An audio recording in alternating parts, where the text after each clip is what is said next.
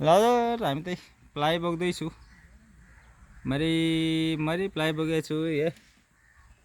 कम छ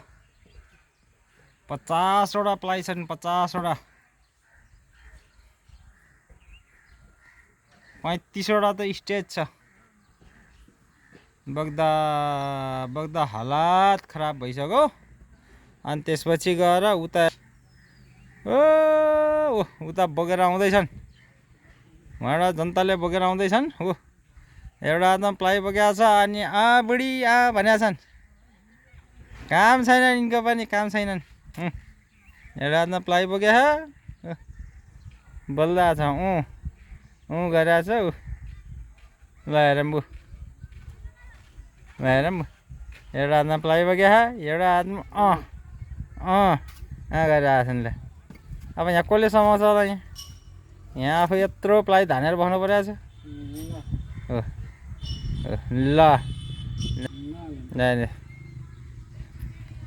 यस्तो छ